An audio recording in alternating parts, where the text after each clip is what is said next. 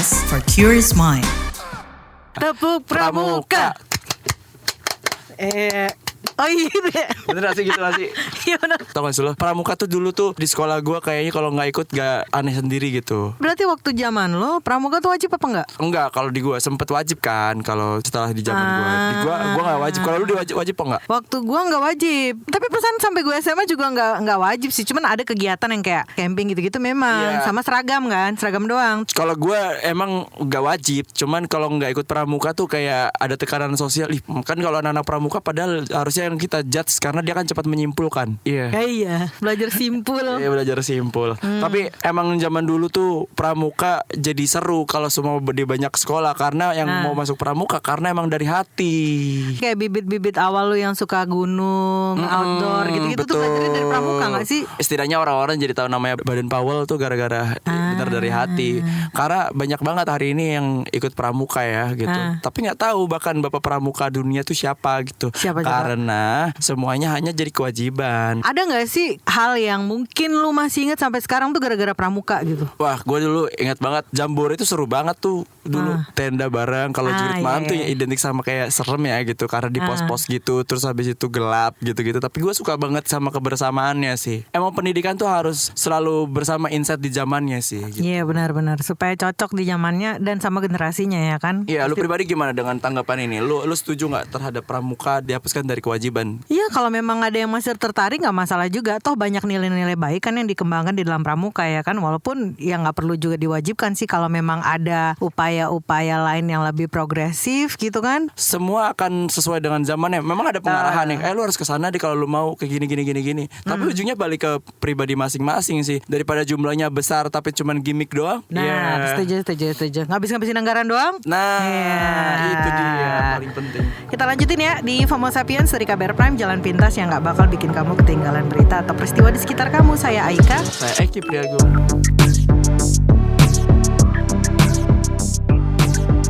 Nah, yang pekan ini lagi rame nih Sapieners. Ada beberapa hal ya selain yang media diramaikan dengan kedatangannya Sandra Dewi ya kan ke KPK gara-gara dipanggil. Itu kayaknya baru deh lihat KPK wartawannya banyak tapi kebanyakan dari entertainment. Iya betul. Kayaknya selama yang dipanggil ini yang paling cantik ya gitu kalau ada top tiernya gitu. Makanya semuanya langsung pada kesana gitu kan. Iya. Perhatiannya tersedot nih. Walaupun sebelumnya si isu berbarengan lah sama isu-isu soal korupsi yang triliunan itu kan ada soal ini juga kekerasan kasus kekerasan terhadap anak gitu yang menimpa barengan juga tuh yang satu anak kecil yang anaknya selebgram Agnia. Jadi dia punya anak itu diasuh sama babysitternya. Terus habis itu ternyata pas dia lihat di rekaman CCTV dan syukurnya terekam di CCTV, dia si anaknya mendapatkan penganiayaan gitu. Sampai akhirnya mukanya kan kelihatan kan babak belur banget gitu. Terus habis itu diupload lah sama ibunya dan mengundang banyak kemarahan netizen. Itu dia, ya Allah, makanya emang kekerasan kepada anak ini luar biasa lagi meningkatnya kayaknya ya. Benar. Selain yang soal kasus itu juga anak yang ini loh yang petugas damkar itu yang berapa tahun gitu kan yang direkam sama ibunya. Yang jelas kita nggak akan bahas banyak di sini ya Sapieners, tapi paling nggak mungkin udah pada denger juga di luaran sana informasinya gitu yang bikin jadi kita sama-sama mau bilang bahwa kita harus kedua arah gitu. Nasihatnya nggak cuman hati-hati sama orang asing gitu. Itu ngebuat kita jadi punya blind spot sama orang terdekat. Padahal kenyataannya kekerasan seksual, kekerasan fisik, pemerkosaan bahkan pembunuhan tuh lebih sering terjadi pelakunya oleh orang terdekat gitu. Benar. Iya, karena kita punya asumsi yang ngebuat kita salah sebenarnya.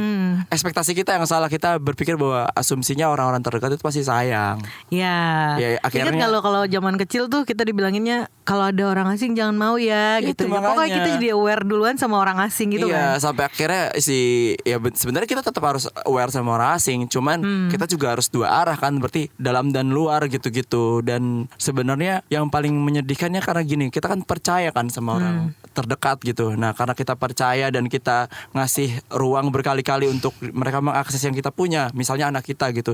Sehingga akhirnya pengkhianatan emang paling kejamnya tuh, bukan paling kejam ya, pengkhianatan kebanyakan terjadi sama orang terdekat dan itu sakit banget gitu. Setuju. Apalagi ini di dalam rumah gitu kan, masih yang anak masih di dalam rumah. Ibaratnya tuh ya masih dia belum keluar ketemu teman-teman sekolah gitu ya. Dia belum kenal lingkungan luar gitu. Itu udah ada data terbaru dari Kemen PPA. Jumlah kasus kekerasan terhadap anak di sepanjang tahun lalu nih ya, 2023 itu mencapai 24 ribuan kasus, lu bayangin. Beberapa kekerasan yang terjadi itu paling tinggi tuh kekerasan seksual 10 ribuan kasus, kekerasan psikis itu yang kedua, kemudian kekerasan fisik, penelantaran anak, korban eksploitasi, trafficking, dan jenis-jenis kekerasan lainnya. Jadi kayak why people why? Gua nggak paham lagi. Tapi kalau boleh dirunut dulu dari banyak faktornya. Kalau kita kan sebenarnya tinggal di negara yang kebutuhan psikis atau menjadi diri kita yang utuh tuh bukan hal yang utama gitu. Kita tuh masih di hal utama kayak cari makan, cari tempat tinggal gitu-gitulah. Terus habis itu dengan berbagai macam permasalahannya udah ada fase di kehidupan kita yang ketika kita belum beres nih. Ya orang tua kita kan sebenarnya produk-produk yang sebenarnya dia belum sempat nge-heal dirinya. And then dia harus punya fase di mana dia ngelahirin kita gitu. Dan ternyata banyak banget itu turun-temurun. Kita tuh adalah pribadi-pribadi yang belum sempat menyembuhkan diri kita sendiri, belum utuh sama diri kita sendiri. Terus kita belum sadar kita tuh daya rusaknya sejauh apa sama orang sekitar. Kita setidak peduli apa sama apa yang kita punya, kayak gitu-gitu. Kayak misal ini kita tidak saling membandingkan, cuman kebanyakan yang pedih dan oke lah kita masih bisa cari logikanya ketika dia tidak punya kemampuan untuk mengasuh anak karena ada waktu yang dikorbankan untuk bekerja sehingga akhirnya anak dititipkan gitu. Itu kita bisa lihat oh ya udahlah berarti kejadiannya karena emang ibunya punya blind spot karena waktunya nggak ada. Ya udah dioper lah di saudara, keluarganya, tetangganya lah, terjadilah hal-hal yang kita tidak inginkan. Tapi di orang-orang yang punya kekayaan gitu-gitu ternyata cara pandang orang-orang terhadap waktu tuh berbeda gitu. Kayak orang kaya nggak semuanya berpikir bahwa waktu akhirnya yang gue punya ini yang tadinya gue pakai untuk mengkonversi uang, terus gue akhirnya kaya, pas kaya ternyata tetap waktunya dipakai buat konversi uang, bukan dipakai buat nge-convert jadi punya waktu sama anaknya. Sehingga akhirnya dititipin lah, diapain lah gitu-gitu ya. Akhirnya kita juga punya blind spot gitu. Terus orang-orang yang kita percaya ini kita nggak pernah tahu men latar belakang dia seperti apa. Terus ternyata anak kita menjadi samsaknya men. Satu-satunya jalan yang kita bisa pilih itu cuman di level kita punya menikah, kita punya pasangan. Itu juga penting banget. Kayak di atas lu nggak bisa pilih, di bawah lu nggak bisa pilih. Tapi orang yang bareng lu serumah gitu, itu juga menentuin gimana nanti lu punya masalah di kemudian hari. Dan sebenarnya konten-konten kayak gitu, kok ada yang bilang ini kok kan harusnya nggak usah dipublis men. Kita perlu publis karena emang minim banget pengetahuan itu tentang ini tuh jadi awareness aja buat orang-orang gitu. Iya sih. Ya walaupun emang pedih rasanya dan lain-lain. Dilema juga gitu satu sisi bahwa sebenarnya gue kasihan sama korban yang pastikan gitu, kasihan sama si anak ketika di up gitu, tapi ya jangan sampai dah gitu di jempol tuh netizen tuh kalau udah nyari mau profil siapapun lu tetap bisa nemu fotonya betul. Nah gue sih berharap banget gitu kayak yang usia anak-anak yang memang belum seharusnya wajahnya terlihat dan sebagainya gitu ya, maksudnya please gitu di keep aja lah gitu bahwa ya memang kita tahu kasus ini ada tapi ini juga kayak ibaratnya bakal jadi trauma buat si anak di masa depan gitu gak sih? Trauma tuh bentukannya kayak ruang apa, kayak nggak kenal ruang dan waktu ya. Kita ngeliat gambar tak anjir ini momen gue kayak gini, duar meledak lagi traumanya. Dan itu kayak nggak worth it gitu buat anaknya tumbuh besar terus habis itu ngeliat ledakan ketika dia flashback sama foto yang beredar di internet. Dan kita sama-sama tahu jejak digital sangat sulit dihapus. Sama satu ini lagi Ki, kan biasanya orang bilang kalau tetangga tuh kan jadi CCTV berjalan, CCTV yang on terus kan. Kayak lu pengen tahu gosip tetangga lu pasti dari tetangga nih gitu. Nah hal-hal yang kayak bikin kita ya mungkin lu denger gitu, kok si anaknya nangis atau apa, ngalamin apa, lebam-lebam atau apa segala macam kan, kayak ya itu bagian yang tepat untuk kita memata-matai dalam tanda kutip ya nggak sih? Kita tadi kan berpikir bahwa si anak ini ternyata dilakukan sama pihak ketiga atau nggak langsung dari orang tuanya. Tapi kalau semua ternyata dua orang tuanya kompak untuk melakukan hal yang kayak gitu, wah tetangga juga punya peran untuk ngebongkar ya harusnya gitu-gitu ya tadi gitu ya. Tapi kan itu kalau rumahnya di tempat-tempat yang padat penduduk ya. Tapi kalau di rumah kayak BSD suara kita teriak aja kadang-kadang nggak kedengeran karena saking gede rumah kita. Ternyata ada keuntungan juga tinggal di tempat yang padat penduduk dan lu dapat kekerasan gitu. Setidaknya orang-orang di sekitar lu lebih aware. Pertanyaannya tetangga lu kalau udah aware dia mau bertindak apa enggak gitu. Nah itu.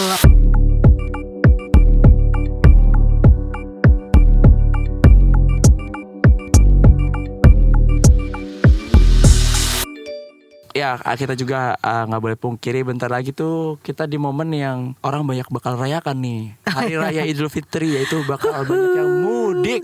Karena sudah mulai berasa ya, di pekan ini udah mau masuknya aroma-aroma mudik nih kan. Iya, dan ini tuh ternyata budaya yang cuman ada di negara-negara Melayu. Iya. Termasuk negara Indonesia ini gitu. Karena kita kan ini kan landasannya berarti kan dari religi kan. Tapi di Timur Tengah tuh nggak kayak gini banget gitu. Makanya mereka kayak wah mudik. Natal kan juga nggak segede itu. Orang langsung tiba-tiba naik kendaraan pulang ke kampungnya gitu-gitu. Goks banget ya, karena jumlah pemudik tuh banyak banget tahun ini, beneran deh, di 60% dibanding tahun lalu tuh. Jadi perkiraannya puncak mudik lebaran itu H-2 atau hari Senin depan. Paling nggak di puncak mudik itu pas di hari cuti bersama ya, itu ada 26,6 jutaan yang mudik. Tapi kalau untuk total itu semua ada sekitar 193 jutaan orang yang bakal melakukan mudik. Itu udah hampir seluruh 80%-nya. Gila Kak, gila, bergerak loh. Tapi udah mulai kerasa bahwa mantan ibu kota ini udah sepi gitu, udah mulai agak sepi. Gue tadi kesini ke kantor dengan biasa menempuh waktu 30 menitan bisa jadi lebih cepat gitu. Jakarta tuh bebas dari sedikit polusi karena lebaran ya. Benar sekali. Karena ternyata isinya di sini bukan orang sini semua gitu.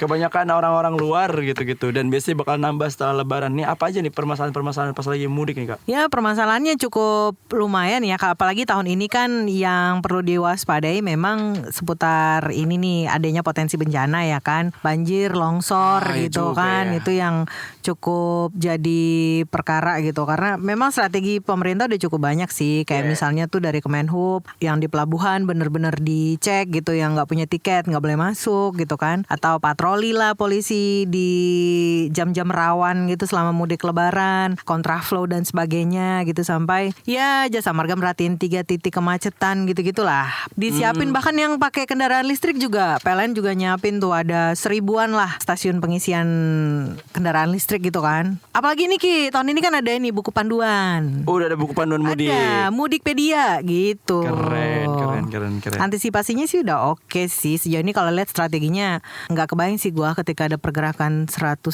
jutaan orang gitu. Iya, 190 jutaan. Terus ternyata emang benar sih kalau selain kita punya presiden kebanyakan orang Jawa ya, budaya mudik ini emang budaya kan dari kata mulai dilik ya. Mulai dilik ya, mulai pulang sebentar gitu. Yang artinya berarti kebanyakan orang-orang Jawa ini yang menginvasi banyak kota sehingga akhirnya kembali ke kotanya masing-masing. Tapi ternyata menginfluence banyak suku-suku lain untuk pergi gitu. Dan lihat sekarang 197 juta orang terinfluence. Secara kan jadi libur nasional juga. Iya kan, yang gak lebaran juga akan dengan sangat senang hati untuk bisa, kalau nggak mudik ya gue liburan kemana gitu ya kan. Kayaknya orang Indonesia kalau lu punya kampung halaman, lu lebaran nggak pulang tuh aneh gitu. Kayaknya yang nggak pulang tuh biasa itu tuh di situ, keluarga lu broken home ya, yang kayak gitu-gitu. Tapi lucu sih, bener-bener kita semua tuh dipandu pemerintah, bahkan ada buku panduan mudik, terus Jasara Harja bantu, Kemenhub bantu untuk kita bisa pulang ke rumah sampai kampung dengan selamat gitu-gitu, untuk memanen kata-kata kapan nikah. Berarti entrepreneurs udah harus mulai menyiapkan dari sekarang ya. Tapi kalau seumpama lagi nyetir sih kadang-kadang nggak fokus ya, kecuali kalau digonceng. Nah, yang lagi ngendarain fokus buat itu nguatin mental aja gitu. Kalau seumpama belum nemu jawabannya kapan nikah, kapan punya anak yang kedua gitu-gitulah. Iya benar. Karena banyak banget loh Kak, ternyata lonjakan setelah dari lebaran tuh orang pada banyak yang ke psikolog. Temen gue banyak yang bilang habis itu rame banget, rajin. Ada 2 kemungkinan setelah dari lebaran tuh, banyak yang datang ke pengadilan agama sama banyak yang ke psikolog. Astaga. Nggak tahu banyak yang terjadi, itu apa yang terjadi. Sama banyak orang yang ini ke toko emas setelah lebaran. Jadi pas lebaran tuh sebelum lebaran pas mudik itu penjualan emas meningkat drastis. Tapi pas lebaran emas tuh pada banyak yang kembali ke tempat gitu, ke toko-toko. Jadi semua orang emang pengen dapat nama ya di lebaran, entah buat dipuji karena punya anak, dipuji karena udah nikah, atau dipuji karena punya emas. Dan kita juga pengen tahu nih sebenarnya sebenarnya kalau tadi strategi kita udah tahu lah ya kan. Gimana kira-kira sama yang mau mudik nih, nah Sapenders mungkin udah punya persiapan juga, kira-kira udah oke belum ya gitu kan persiapan mudik gue gitu. Nah kita bakal ngobrol-ngobrol nih bareng sama Dewan Pengawas Road Safety Association RSA, Rio Octaviano. Halo. Ya halo Mas. Halo Mas Rio. Pemudik tahun ini lonjakannya jauh banget gitu ya dibandingkan tahun-tahun sebelumnya gitu. Nah gimana nih teman-teman RSA melihat strategi pemerintah kita mengantisipasi soal arus mudik tahun ini nih Mas? Antisipasinya ini sudah luar biasa baik sih kalau menurut kita ya. Karena dari tahun ke tahun itu penanganannya itu tetap sama. Penanganannya itu dengan menggunakan atau mendorong para pemudik itu menggunakan transportasi publik. Dalam kata arti lain, dalam pandangan lain adalah menekan penggunaan kendaraan bermotor pribadi. Memang sudah seharusnya seperti itu, proper lah saat ini. Untuk yang lebih detail-detail nih kan kadang-kadang kita ngelihat kalau seumpama orang-orang yang mudik pakai motor lah khususnya gitu-gitu. Kadang-kadang banyak banget yang diangkut gitu. Nah kira-kira polisi akan merazia nggak sih pemudik-pemudik yang mengangkut beban berlebih gitu? Entah penumpang, entah bawa barang yang banyak gitu-gitu. Gimana menurut Mas soal ini? Betul, itu akan menjadi sebuah kasus di Malakama ya. Kalau kita lihat ya, karena apa? Kondisi seperti itu dia harus ibarat gini, itu adalah kebijakan kalau penegakan hukum pada saat arus mudik itu menjadi sebuah kebijakan yang non populis kalau kita bilang, karena akan mempertaruhkan sebuah citra dari institusi ya. Contoh kayak tadi ya, misalnya ada motor kadung nih di tengah jalan udah pakai gembolan udah banyak dan lain sebagainya, terus disuruh balik. Nah itu bakalan ribut lah gitu ya. Apalagi sekarang era informasi yang tidak terbatas gitu, siapapun bisa mengadukan ke masyarakat. Kalau saran kami, antisipasi itu bukan dari Gakum yang di lapangan, tapi antisipasinya itu sudah dari kantong-kantong pemudik, perumahan-perumahan gitu ya, masyarakat, ataupun biasanya ada beberapa perusahaan yang mengadakan mudik bareng juga ya. Jadi kayak yang itulah dari situ yang harusnya mulai diintervensi. Jadi kita meminta pemerintah jangan lagi berpikirnya ke hilir gitu, karena kalau berpikir ke hilir udah terlambat karena hulunya sudah jalan gitu. Karena kalau udah terlanjur di tengah jalan dicegat kan kasihan ya, bolak balik lagi udah dekat Kebumen misal kampungnya terus disuruh balik kan, aduh ini gimana ya. Kan dengar kabarnya kan polisi mau razia gitu kan, tapi yang itu nggak kebayang udah kadung jalan ya kali gitu balik lagi gitu kan. Betul. Ya mungkin aja disuruh balik, tapi mungkin sebagai gimmick aja ya, gimmick berita, karena kan itu pasti naik ke berita ya. Tapi akan bisa mengantisipasi keseluruhan. Contoh kayak beberapa kali kami turun ke jalan itu kalau pas lagi mudik, ya memang ada aja walaupun pemerintah sudah habis-habisan ya. Jangan mudik dengan overdimensi gitu ya, overloading di motor. Jadi odol itu bukan hanya di truk tapi di motor juga ya, overdimensi dan overloading sudah diperingatkan gitu. Iya, tetap aja di kenyataannya di lapangan tetap banyak karena akan sangat sulit mengatur mereka. Jadi satu-satunya cara ya mudik itu jangan menggunakan motor, karena kalau mudik menggunakan motor barangnya pasti banyak gitu. Tapi memang kenyataannya tetap bahwa penggunaan sepeda motor paling tinggi di Indonesia, sehingga akhirnya nggak mudik pakai motor juga mungkin itu cuma himbauan saja gitu. Ini kalau lonjakannya kan memang nggak bisa kita tahan gitu ya. Tapi strategi yang kira-kira paling ampuh dan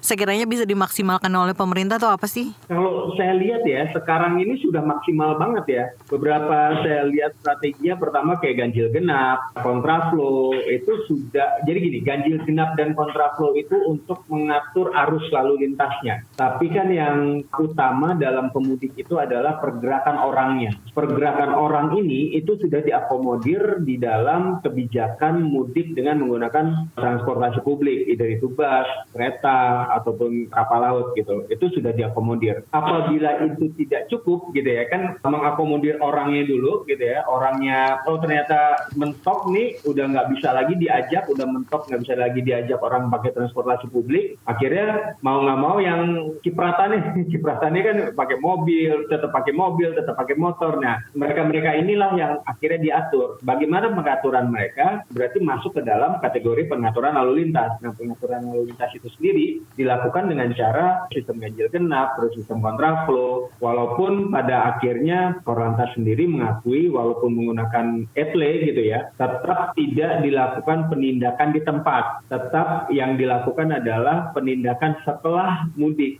proses pemerintah untuk melakukan penekanan itu sudah optimal kalau menurut saya. Sistem perpindahan orangnya dan sistem perpindahan kendaraannya. Nah, sistem perpindahan kendaraannya sendiri dengan cara ganjil genap dan kontraflow tadi ini udah maksimum banget. Kita juga harus pahami kenaikan 60% itu nggak main-main gitu ya. 60% itu sangat tinggi dan antisipasinya juga nggak bisa kita harapkan sebegitu signifikan. Tapi yang harusnya terjadi sih memang penegakan hukum dengan cara konkret gitu ya, dengan cara tegas. Balik lagi, kalau penegakan hukum tinggalkan jalan deh, dengan jumlah orang jutaan begini dia mau penegakan hukum, nilang satu, yang ada yang lain foto-foto terus masukin TikTok gitu kan. Oke. Nah, Mas Rio, ini terkait dengan keselamatan juga nih. Dengan pengendara yang semakin banyak karena ada ya mudik ini, sehingga akhirnya kan juga ngasih kemungkinan lebih besar untuk terjadinya kecelakaan gitu, ya kan? Ada nggak sih hal-hal preventif yang dilakukan pemerintah ataupun hal yang kalau ini terjadi gimana, apalagi sekarang juga ditambah nih banyak banget pasti yang nggak bisa dibendung kendaraan pribadi yang bakal mudik. Terus sekarang juga lagi rawan-rawan bencana, selain bencana yang diakibatkan oleh pengendara yang banyak, tapi ada juga bencana kayak longsor, banjir yang ya bakal terjadi mungkin saja di jalan gitu. Selalu petakan atau selalu planning perjalanan itu wajib. Kan ada pra perjalanan, ada saat perjalanan, dan ada pasca perjalanan gitu ya. Nah, pra perjalanan ini yang memang wajib sekali. Seperti yang kita tahu, pertama memastikan bahwa kendaraan kita sehat, bawa dulu ke bengkel gitu ya, didandanin, udah oke. Paralel dengan melakukan mapping perjalanan. Mapping perjalanan ini biasanya juga masyarakat pemudik itu sudah aware. Kenapa? Biasanya mereka pemudik yang menggunakan motor nih, biasanya mereka sudah tahu kapan dia mau istirahat gitu ya. Trip planning itu harus wajib dilakukan, selain juga mempersiapkan kondisi kesehatan dari kendaraan dan kondisi kesehatan dari si pemudik. Nah, saat berkendara, kami sangat menghimbau untuk mematuhi peraturan lalu lintas. Kalau di RSA kan kita pakai metode keselamatan jalan, kita pakai metode segitiga RSA, rules, skills, and attitude gitu ya. Patuhi peraturan, ketahui keterampilan berkendara kita. Yang ketiga adalah bagaimana kita beretika atau memiliki attitude beretika di jalan raya. Kalau misalnya kita udah jalan, kita udah patuh nih aturan, pasti kita akan berkorelasinya sama attitude tuh. Contoh kayak misalnya kita di jalan tol ngelihat bahu jalan yang kosong melompong gitu ya, atau ngelihat satu mobil dua mobil lewat bahu jalan, ya jangan diikutin. Kasus tabrakan belakang bahu jalan ini sangat besar dan kasusnya itu banyak yang fatal. Selain rambu dan marka itu yang tidak bergerak, kalau misalnya ada polisi di situ, maka yang dipatuhi adalah polisi. Kalau nggak ada polisi, perintah tertingginya adalah rambu dan marka. Nah, itu yang harus benar-benar dipahami sama para pemudik. Dan para pemudik juga harus memiliki semangat yang sama, bahwa semuanya pengen mudik, pengen ketemu dalam keadaan sehat. Pasca perjalanan juga sama. Pastikan begitu nyampe lokasi, sampai tujuan, diperiksa dulu nih kondisi-kondisinya gimana.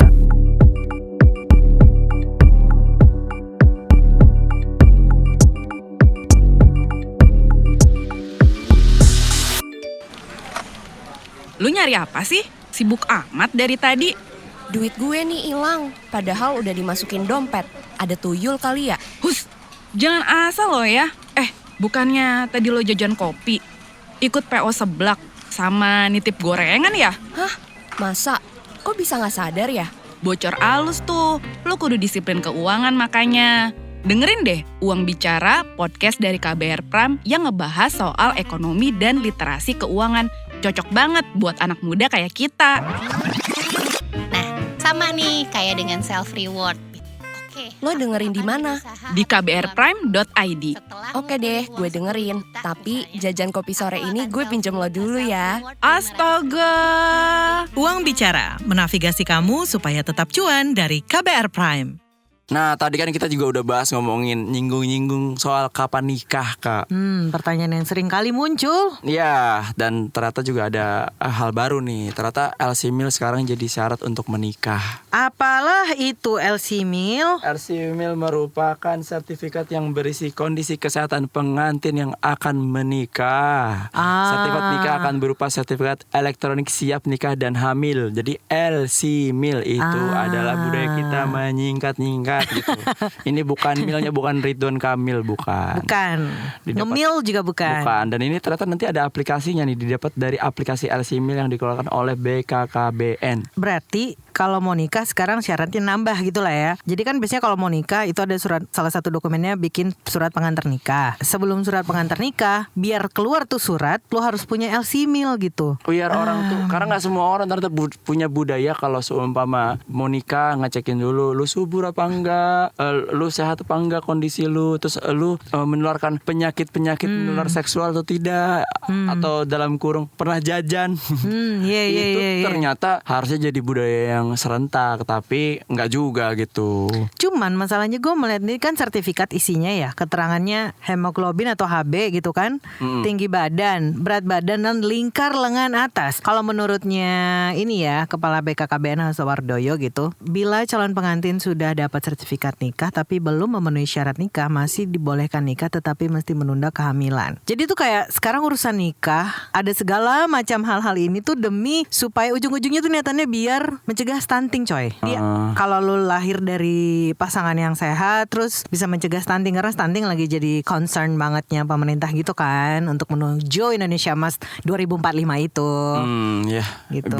Jadi biar nggak bisa terlalu nyalain SDM ya, karena SDM-nya dipersiapkan gitu. Sekarang aja tuh syarat nikah tuh udah banyak banget ya kan. Memang nikah tuh harapannya pengen sekali ya kan, dan harus lu persiapkan segala dengan birokrasi lalalala. Tapi kalau birokrasi udah banyak terus sekarang lu mau nambah lagi dengan syaratnya, itu gimana ya Wak gitu, bikin orang tambah males ngurus gak sih? Berarti nyokap gue punya mental yang sangat kuat ya buat nyiapin berkas-berkas tiap berapa kali dia cerai dan kembali nikah ya gitu. 6 kali nikah berarti dia 6 kali nyiapin berkas ya. Bahkan kalau dihitung sama perceraiannya, wah balik lagi ke pengadilan agama, habis itu ke KUA. Wah gila, pantesan nikah siri.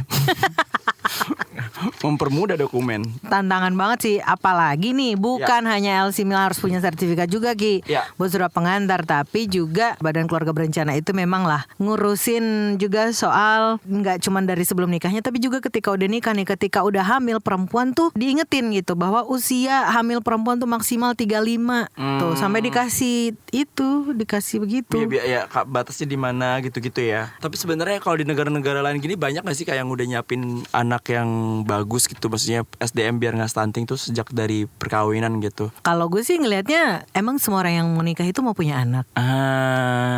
Iya kan? Kenapa asumsi pemerintah melihat orang yang menikah adalah punya anak gitu ya? Menarik sih, menarik. Iya kan? Ya benar juga. Terus habis itu nggak ada upaya lain kayak misalnya ya udah ibu-ibu hamil yang sekarang memang lu supply dengan gizi yang sehat. Betul. Kenapa? Iya, kalau seumpama orang-orangnya ternyata boleh nih nikah ujung-ujungnya, tapi nanti hamil ditunda ya. Kalau kayak gitu doang kan orang Indonesia mau sampai kapan? Kalau sudah nafsu aja. Nggak semua orang punya kemungkinan untuk beli lu pengaman. Bisa mengatur jadwal ranjang gue gitu. Terus abis itu udah hamil. Ya udah pemerintah daripada ngasih surat kayak gitu, mending tambahin nih misal nih. Ya udah anak-anak yang dipersiapkan dengan ibu hamilnya dikasih nutrisi yang baik gitu ya. Iya kan? Betul kayak juga. Gue lihat di masih negara-negara maju gitu ya, negara-negara lain kayak Jepang, Korea gitu. Ketika si ibu hamil tuh dari berobat segala macam untuk ngecek bayi aja udah gratis gitu kan, dapat insentif lah dari pemerintah gitu. Terus pas lahir ada dikasih nutrisi yang baik, terus juga disiapin kayak kit gitu kan. Betul. Wah, yang kayak bikin lu sebagai ibu baru tuh sangat-sangat dibantu gitu sama pemerintah gitu kan. Ini kan kita juga kalau semua mau ngecek kayak gini bayar 1,3 juta Kak. Gue tadi pikir bakal ngecek yang lebih dalam ya. Nggak ada skandal lah, nggak ada apa gitu. Ternyata ngecek hal basic yang lebih ujung-ujungnya ini ibu bisa hamil apa enggak, cuman itu doang asumsinya. Nah ngecek kayak gitu ternyata 1,3 juta. 1,3 juta, jadi akan ada dialog nih pas lagi anggaran pernikahan. Ini kayaknya dekor kita kurangin karena kita ada aturan baru ya. 1,3 juta kita alokasikan buat ngurusin ini tadi surat-surat itu tadi gitu. Ya. Nggak boleh supasup udah. Ini harus ada satu menu yang dikurangin ya. Apa ya? Kita voting mau apa yang dikurangin, ayam suwir atau supasup. 1,3 lumayan nih gitu. Makanya cari cara lain deh. Tapi ya kita cobalah, kita lihat bagaimana penerapannya nanti gitu. Pasti kita bakal kecewa. Wow. Semoga tidak. Yalah, kalau gitu kita pamitan yuk. Ya, kita sampai di sini saja dulu teman-teman. Kita ketemu lagi dah pekan depan ya di FOMO Sapiens pastinya.